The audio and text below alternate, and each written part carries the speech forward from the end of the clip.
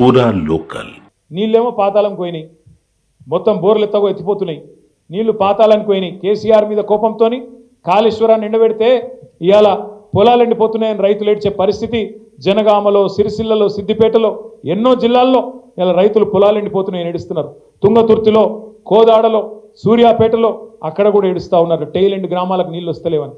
నీళ్ళేమో పాతాళానికి పోయినాయి, నిధులేమో ఢిల్లీకి పోతున్నాయి. టకీమని మీకు పడతలేవు, కానీ ఢిల్లీలో రాహుల్ గాంధీ ఖాతా మాత్రం మోగుతున్నది.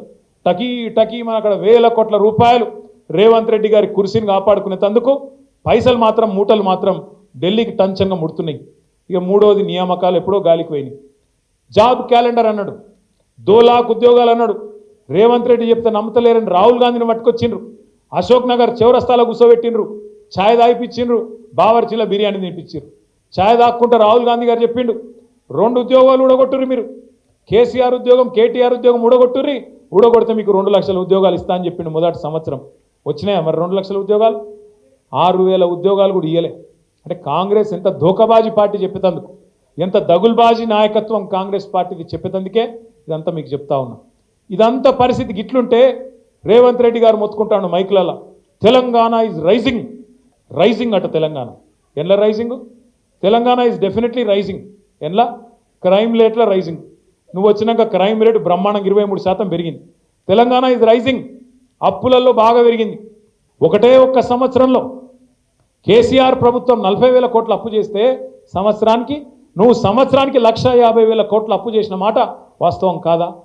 పోనీ 1,50,000 కోట్ల అప్పు చేసినావు, ఒక్క కొత్త పథకం చాలు చేసినవా? ఒక్క ఇందిరమ్మ ఇల్లుకి ఇటుక పెట్టినవా?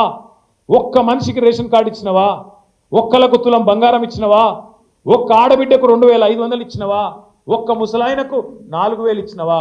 రైతులకు రుణమాఫీ అన్న చక్కగా చేసినవా? ఏం చేసినావు? ఎందుకు అవుతుంది అప్పు? మరి 1,50,000 కోట్ల అప్పు చేసి ఒక్క పథకం చేయకపోతివి, ఒక్కటి చక్కగా ఒక్క కొత్త బిల్డింగ్ కట్టకపోతివి, మరి ఏడబోతున్నాయి పైసలన్నీ? దీనికి సమాధానం చెప్పడు. Telangana is rising. అప్పులలో పెరుగుతుంది, క్రైమ్ రేట్లో పెరుగుతుంది, ఆత్మహత్యల్లో పెరుగుతుంది. రేవంత్ రెడ్డి ప్రభుత్వం వచ్చినాక 1 సంవత్సర కాలంలో ఈ 450 రోజులలో 450 మంది రైతులు రోజుకొక్కరు చొప్పున చచ్చిపోయింది. ఇప్పటికి ఆత్మహత్య ఒక గంటల పెరుగుతుంది. ఆటో డ్రైవర్ల ఆత్మహత్యలు రైజింగ్, నేత కార్మికుల ఆత్మహత్యలు రైజింగ్, గురుకుల పాఠశాలల్లో పిల్లల ఆత్మహత్యలు rising. Yes, Telangana is rising. ఎలా రైజింగ్? ఆత్మహత్యల్లో, అప్పుల్లో, క్రైమ్ రేట్లో, ఇళ్ళ మాత్రం రైజింగ్ అయింది.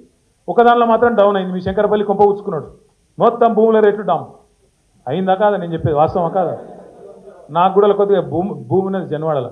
ఇక దానికి భూ ప్రపంచంలో ఎవరికి లేదట భూ, జన్వాడలో నాకే ఉందట భూమి. దాని ఎంబడ పడ్డాడు. సరే పడితే వాడు కూలగొట్టరా బాయ్, ఊకెళ్ళి వెళ్ళింది. హైడ్రా పెట్టిందే నా కోసం అట. హైడ్రా పెట్టి కూలగొడుతుందికే పెట్టిండట. కూలగొట్టుకోరా బాయ్, ఊకెళ్ళి వెళ్ళింది అని చెప్పిన. ఏం చేయాలి ఇక మరి? గట్లా తయారైంది కథ.